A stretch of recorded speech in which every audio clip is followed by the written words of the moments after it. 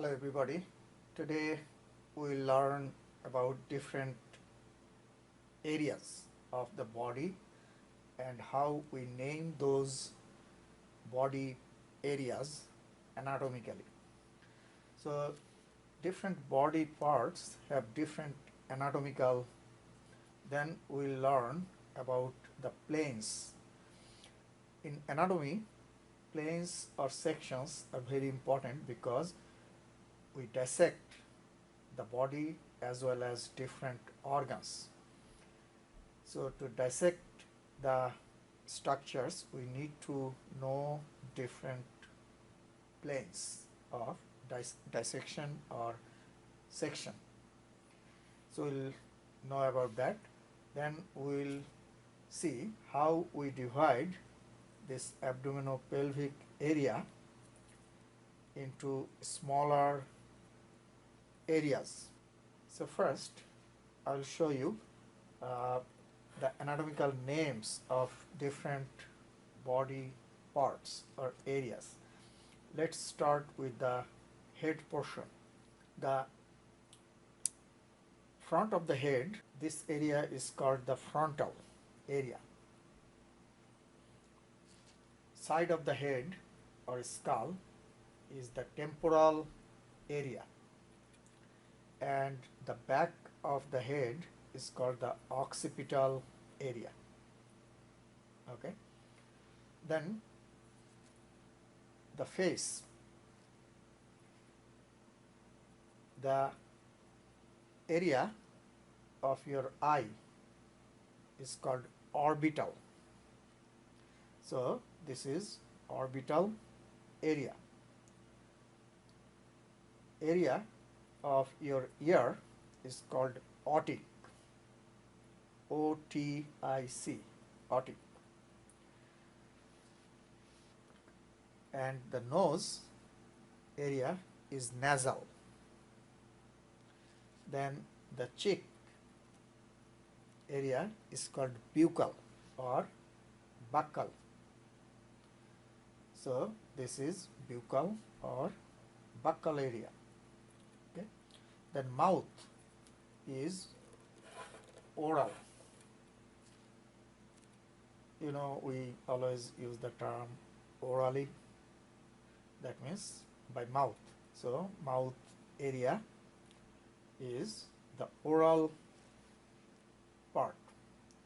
And then the chin area is called the mental area.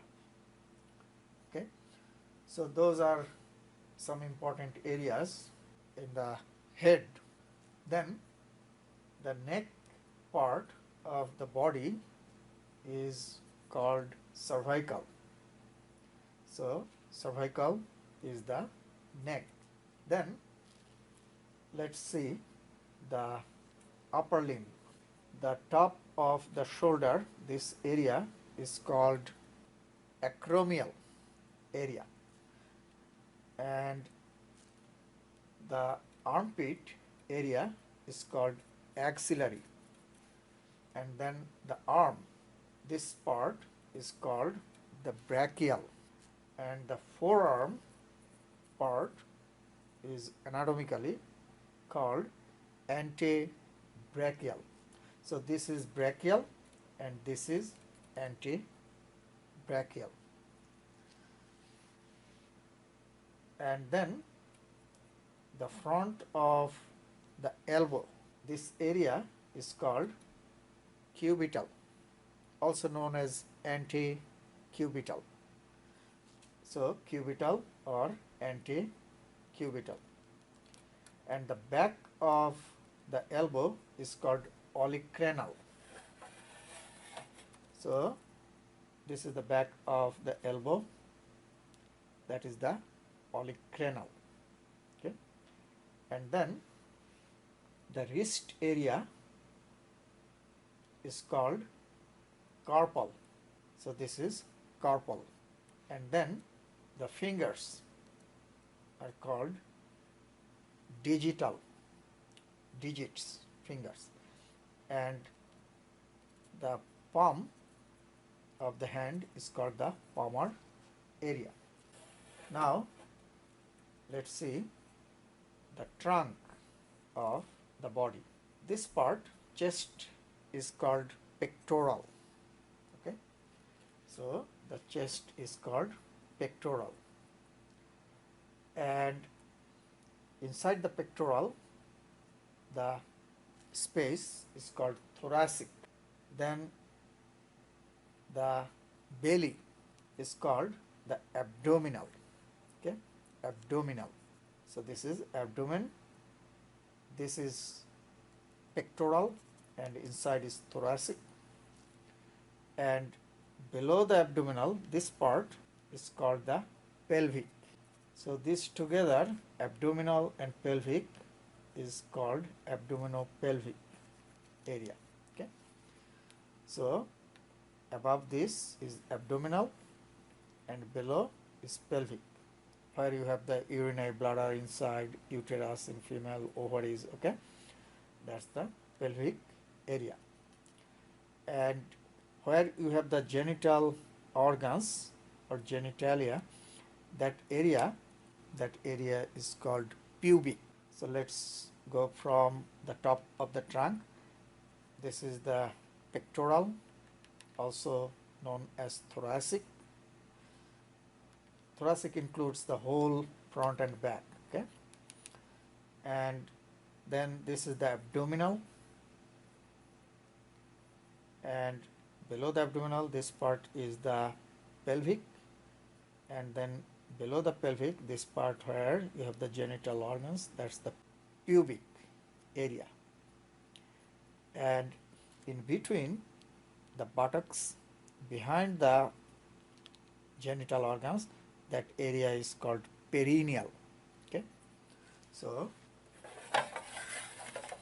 perineal is here. Okay,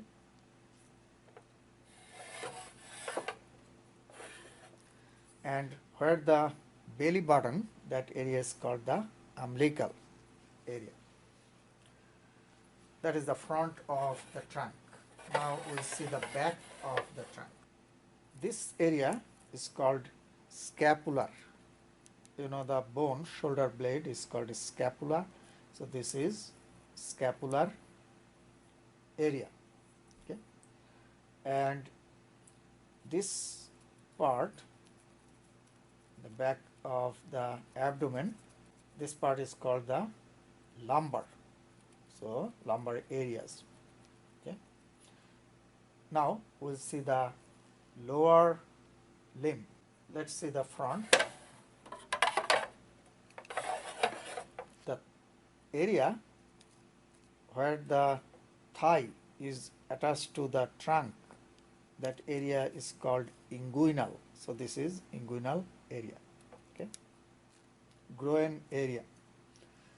Then this whole thigh is called the femoral area. Only bone in the thigh is the femur. So this is the femoral area. Okay, and then you have the leg. The front of the leg is called crural, and the back of the leg is called sural. So this is crural, and this is sural. Okay, and the knee joint, front of the knee is called patellar. The bone is called patella, the kneecap. So this area is patellar, and the back of the knee, this area is called the popliteal. Okay, popliteal. And then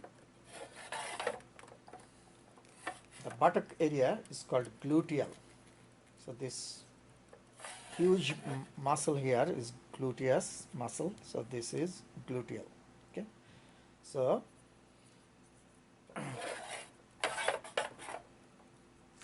femoral, thigh, gluteal, the buttock, then patellar, front of the knee, popliteal, back of the knee, sural, back of the leg, crural, front of the leg. So it starts with C, crural, front, and starts with S, sural, in the back. Okay, and then you have the ankle. The ankle area is called tarsal. So wrist area is carpal because carpal bones are there. Ankle area is tarsal because tarsal bones are there. Okay, and then you have the foot, that is the pedal, and the toes are digital. So fingers and toes are digital. Another area here is calcaneal, the heel of the foot. So heel area is called the calcaneal. The bone is called calcaneus there. Okay. So those are the important areas and how we term or name them anatomically. Okay. Now I will quickly review. Okay. Frontal, temporal, occipital, otic, ear area, orbital, eye, nasal. Then chin is called mental, cheek is called buccal or buccal, mouth, oral. Okay, so those are the areas in the head. Then neck is called cervical. Now let's see the upper limb. The armpit area is called axillary, arm is brachial, forearm is antebrachial. The front of the elbow is called antecubital, also sometimes people say cubital, and we collect the blood from the vein called cubital vein here. Back of the elbow is olecranal. Okay, and then the wrist area is called carpal. Okay, and palm is palmar and fingers are digital. Okay, now the top of the shoulder is called acromial. Now let's see the trunk. This is pectoral, the front of the chest, and the whole part is called the thoracic, and this is abdominal, and then below the abdominal this is pelvic, and below the pelvic you have the pubic. Okay, and the belly button is umbilical. Now let's see the back. Scapular, lumbar, kidneys are located in the lumbar areas inside the body, and between the genital organs and anus, that area is called perineal.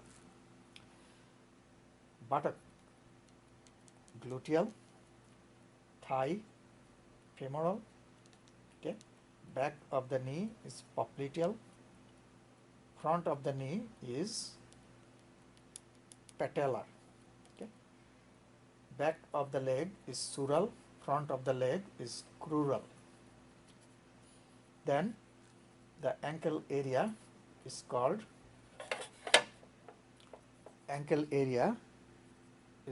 tarsal.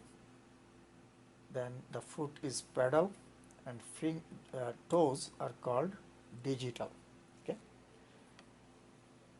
and those are the areas how we term or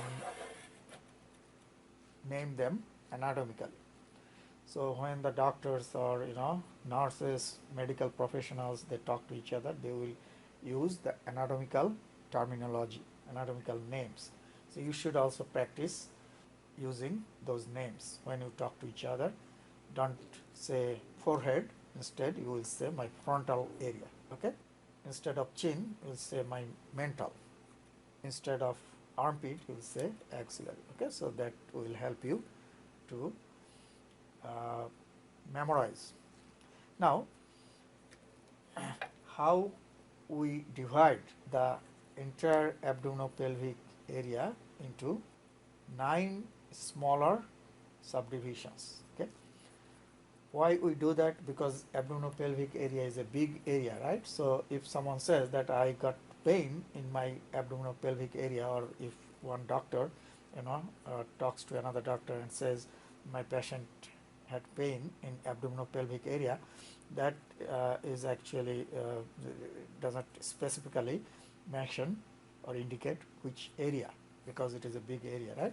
So that's why the anatomist, they divide the abdominopelvic area into 9 smaller areas. You draw one line between the lower border of the ribs here, and then draw another line between the top of the hip bones, iliac crest, like this. So one line here, another line here, okay, and then 2 vertical lines just beside the nipple, like this. So 2 horizontal lines and 2 vertical lines will divide the entire abdominopelvic areas into 9 areas. Okay, 3 here, 3 in the middle, and 3 in the left. And the top right is called right hypochondriac. Hypochondriac, below the cartilage or rib. So this is hypochondriac. Which side? Right side. Then in the middle part, middle top area is called epigastric.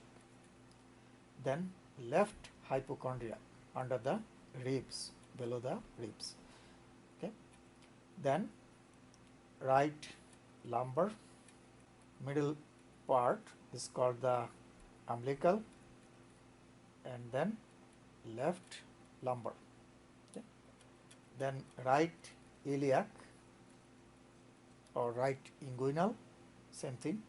Then the hypogastric and left inguinal or left iliac. So let's go back again. Right hypochondriac, epigastric, left hypochondriac. Right lumbar, umbilical, left lumbar. Right iliac or inguinal, hypogastric, and left inguinal or iliac. So those are 9 areas. Okay. The last thing I will show you, the planes. The main 3 planes are used to dissect or cut or make sections of the organs. One is going through the middle, this way, anterior posteriorly. So if you dissect this way, the head, that will be sagittal. Okay. Now sagittal could be through the midline. If it is through the midline, that is called mid sagittal. That will divide the body into equal right and left. Makes sense? Mid sagittal. Now same direction, but if it is off from the midline, like here, that will divide the body into right and left, but not equal, right? In the right side you have less, in the left side you have more. So, but the direction is same. So that is called parasagittal, and this plane is called sagittal. Okay, so if I go through the midline, mid sagittal, if off from the midline, parasagittal. So parasagittal divides into right and left parts, not equal halves. Mid sagittal divides into equal right and left halves. So sagittal divides the structure into right and left parts.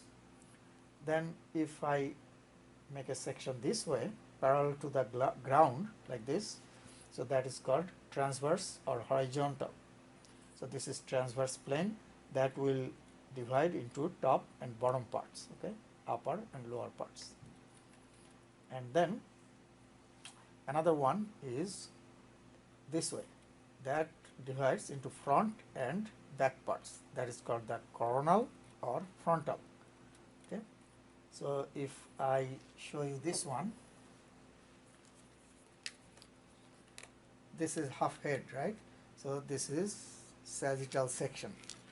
So by sagittal section you get like this. And here this is transverse, you see, transverse section. So this is parallel to the ground, okay, transverse, okay. And this way is coronal, divides into front and back. So sagittal divides into right and left, transverse top and bottom, and coronal or frontal front and back, okay. So those are main three planes of sections. Now I'll talk about the relative positions.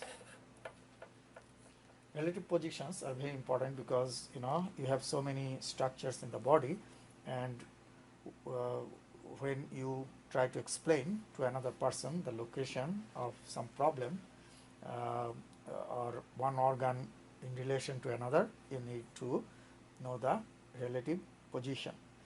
So the structure in front is called the anterior, and the structure in the back is called posterior. Make sense? So if I ask you the chest and the scapular, right? See, this is chest area and this is the scapular area. So which one is anterior, which one is posterior? Chest is anterior to the scapular area. Make sense? And opposite, posterior means behind. So I'll say the scapula is behind the chest, posterior to the chest. Okay, so that is anterior, posterior. So chest is anterior to the scapula. Scapula is posterior to the chest. Okay. Another is superior inferior. Okay. This is thoracic area and this is abdominal. So I'll say thoracic is superior to the abdominal. Abdominal is superior to the pelvic. Make sense? So superior means above and opposite is inferior. I'll say abdomen is inferior to the thorax. This is thorax, this is abdomen. Okay. Then another is medial and lateral. Okay. So you see, this is your arm and this is your chest. So arm is sideways away from the chest. So I'll say the arm is lateral to the trunk here or chest, right? So arm is this way more. So that is lateral. And trunk is medial to the arm. Makes sense? So towards the midline is medial, away from the midline is lateral. Okay. Then proximal, distal. The part close to the trunk of the body, that is proximal. The part that is further away, that is the distal. So now let's see, this is the arm, this is the forearm. So which one is close to the trunk? The arm. So arm is proximal to the forearm, and opposite is, I'll say forearm is distal, that means further away to the arm. Okay. Then which structures are the most distal? Most distal structures are the fingers, right? So fingers are the most distal, and that's how we use the term proximal and distal. I'll say forearm is proximal to the hand. Make sense? And hand is proximal to the digits or fingers. So you see, all these are relative. if I it depends to which one I am comparing. If I compare the forearm with arm, forearm is distal, right? If I compare the forearm and hand, then forearm becomes what? Proximal. It is no more distal because I am comparing with I'm comparing these two, right? When I compare these two, this one is proximal, this one is distal. When I compare these two, this becomes proximal, this becomes distal. Okay, so again, anterior means front and posterior means back. So if I have two structures, okay, the front one is anterior, the back one is posterior. Then superior, inferior, above and below. So I will say that chest or thorax is superior to the abdomen, and abdomen is inferior to the chest or thorax.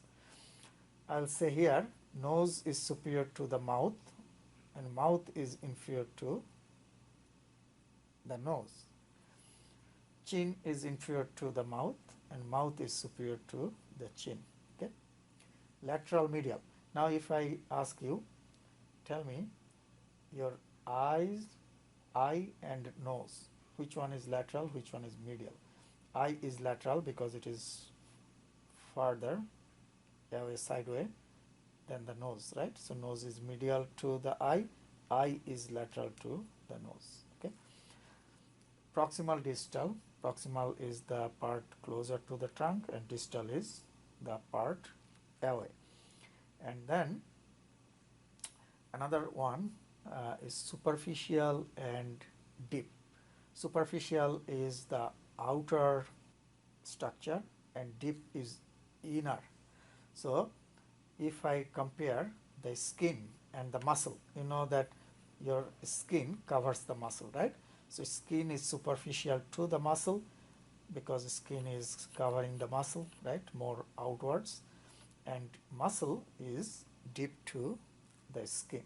Okay, so superficial and deep. So those are the relative terminologies we use in anatomy: anterior, posterior, superior, inferior, lateral, medial, superficial, deep, proximal, distal. Okay. So those are the things you need to know in this part.